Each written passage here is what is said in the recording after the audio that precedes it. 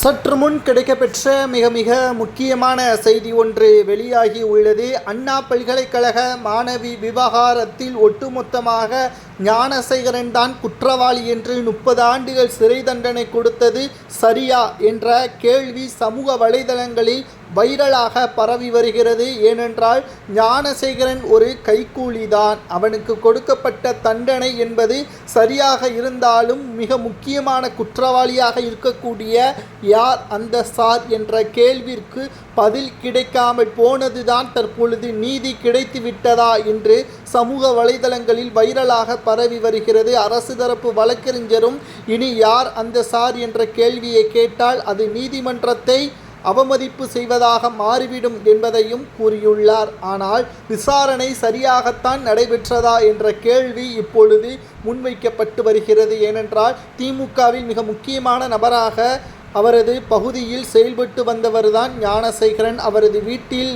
உள்ளே சென்று கிட்டத்தட்ட அமைச்சர் சுப்பிரமணியன் அவர்கள் சாப்பிட்டுள்ளார், அவருடன் தொடர்பில் இருந்துள்ளார். இன்னும் பல திமுகவின் மிக முக்கியமான நிர்வாகிகளும் இருந்துள்ளார்கள். அவர்களிடம் ஏன் விசாரணையை நடத்தவில்லை?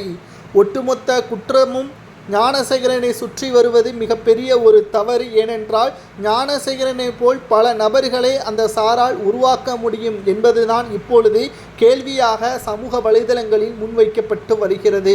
மேலும் விசாரணையை முழுமையாக நடத்தாத காரணத்தினால் இந்த வழக்கு சிபிஐ துறைக்கு மாற்றப்பட்டிருந்தால் நிச்சயம் இதற்கான உண்மையான குற்றவாளி யார், ஞானசேகரனுக்கு பின்னால் இருந்தவர்கள் யார், ஃப்ளைட் மோடில் இருந்ததாக அரசு தரப்பு வழக்கறிஞர் கூறியுள்ளார். ஆனால் பாதிக்கப்பட்ட பெண்ணே கூறியுள்ளார் யார் அந்த சார் என்று. ஆதாரத்துடன் சாட்சிகள் இருந்த போதிலும் விசாரணை தீவிரப்படுத்தவில்லை என்பதுதான் இப்பொழுது கேள்விக்குறியாக அமைந்துள்ளது. வீட்டில் நடைபெற்ற சோதனையின் பொழுது பல்வேறு ஆவணங்களை கைப்பற்றியிருந்தார்கள். அதில் திமுக சம்பந்தப்பட்ட நிர்வாகிகளது பெயரும் இடம்பெற்றிருந்தது. அப்பொழுது ஏன் அவர்களிடம் விசாரணை நடத்தவில்லை என்பதுதான் இப்பொழுது எடப்பாடி பழனிசாமி அவர்கள் கேட்கக்கூடிய கேள்வியாகவே அமைந்திருக்கிறது.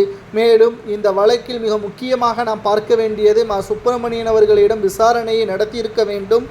அப்படி நடத்தியிருந்தால் நிச்சயமாக அவராக அந்த சார் இருந்திருக்கலாமா என்பது விசாரணையின் முடிவில் தான் தெரிந்திருக்கும்.